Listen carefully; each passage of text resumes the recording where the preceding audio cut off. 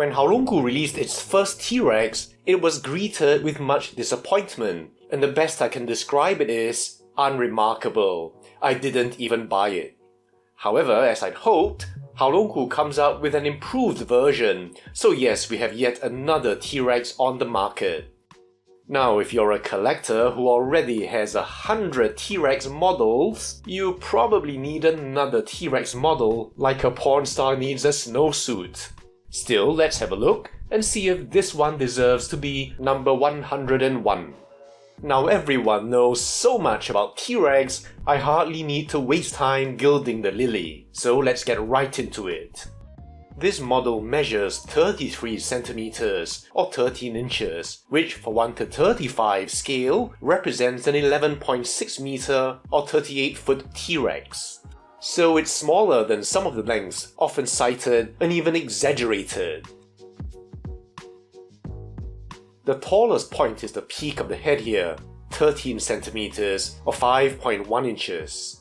You can see it has a rather lithe appearance compared to recent depictions of a more rotund and well-fed animal. Combined with the relatively small size, at the risk of being lynched, shall I call this the Gresslemorph?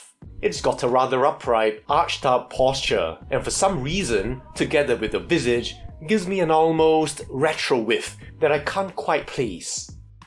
Unlike early sneak photos suggesting 3 color variants, there are only 2. These are named blue and brown, familiar names, so you might think you know what to expect. But shut the front door.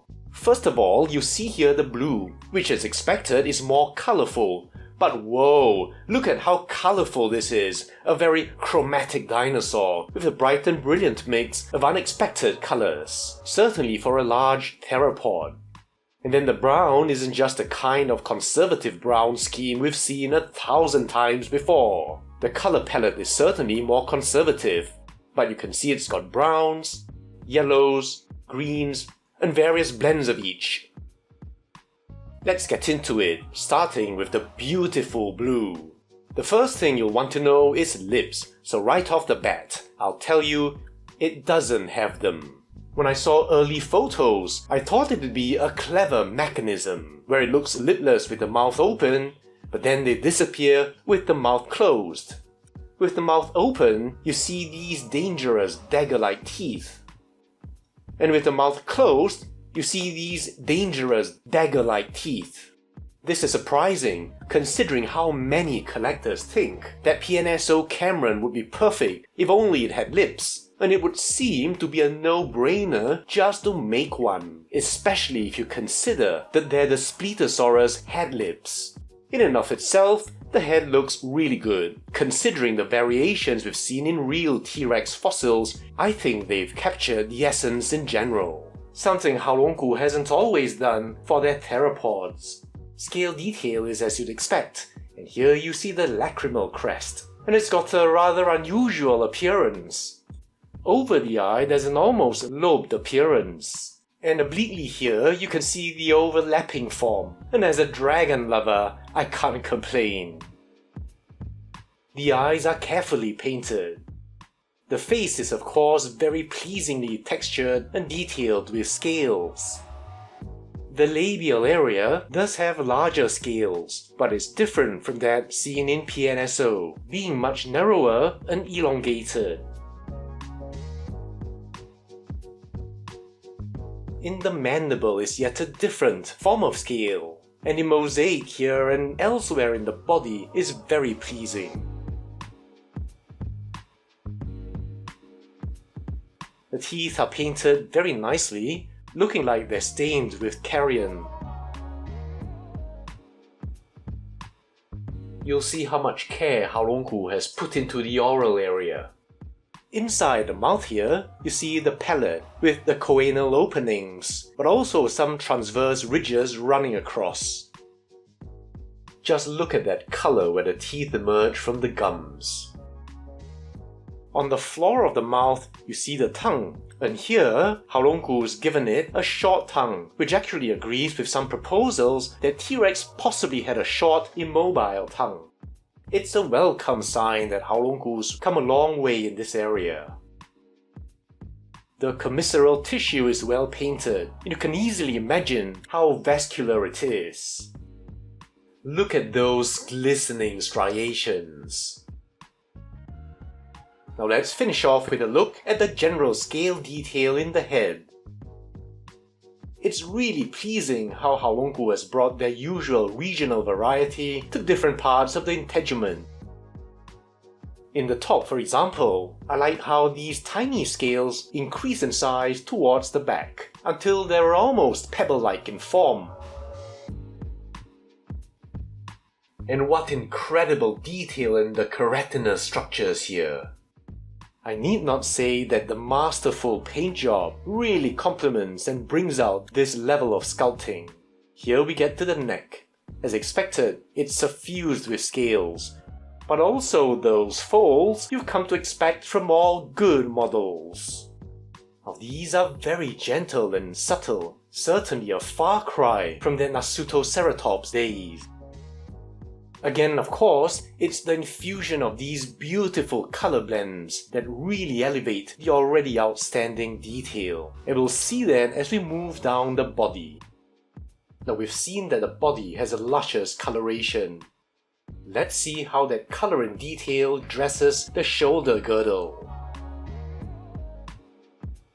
Then down those tiny arms, and I'm delighted to see the accurately sculpted fingers. Unlike in PNSO, there's no sign of the vestigial digit 3, which I wouldn't always expect to see anyway. The claws are nice and sharp, and the paintings equally so. However, I'm used to seeing Tyrannosaurus with the arms more bent, more muscular, and the fingers perhaps more flexed, both of which convey the impression of strength and utility. The way Haolongood has done this, however, especially from the front, with the fingers relatively straight and splayed out like this, and the way the arm tapers, gives me the Abelisaur vibe of vestigial uselessness. Now while we're here, we can see the pectoral area as well, with nice larger pebble-like scales. And now the torso proper. Now this is a part that's usually taken for granted as a boring area whose main function is to tie the, shall we say, interesting parts of an animal together, like the shoelace in a sneaker commercial. Now believe it or not, for this model, this shoelace is running almost the entire race because of the color. It's not just a lovely chromatic mix, it's the gradient, as these colors blend and transition smoothly from top to bottom. Now with the tones of color here, together with the lacrimal crest, it's almost like a rainbow, except one you won't be forced to remove. There are these markings which are integrated very naturally into the skin, and serves to break up the almost teal color in the dorsum here.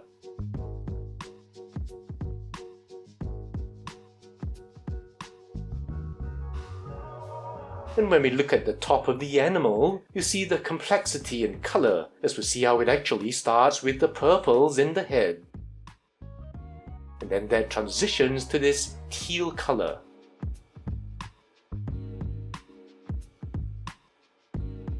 It then finally becomes this desert sand color in the tail.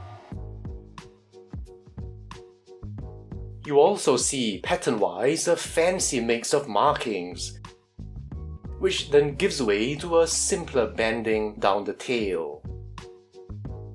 Now needless to say, all of this overlays an always beautiful mosaic of fitted scales. These are an example of the fantastic tessellated scale design that Haolongood was always impressed with, even from their Apatosaurus. The result is a very rich tapestry of color and detail, and you'll see this everywhere. The thighs,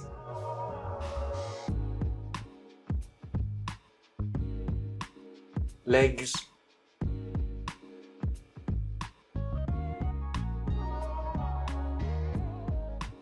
the feet. I really love how they've done the tarsal scutes here. Such a nice looking design.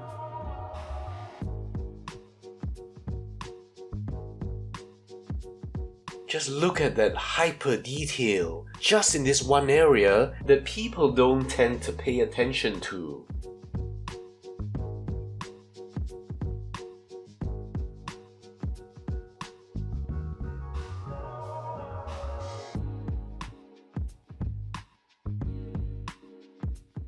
Then down the tail.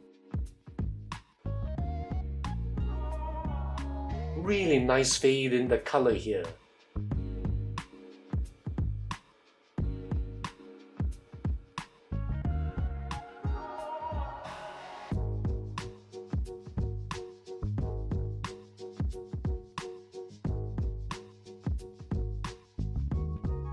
Look at that infusion of tiny scales all the way to the tip. And finally, the underside.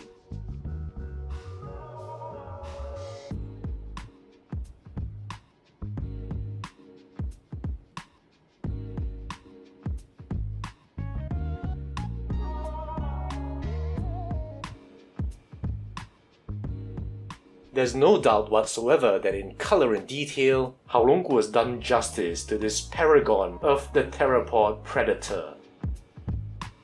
Now so much for the blue.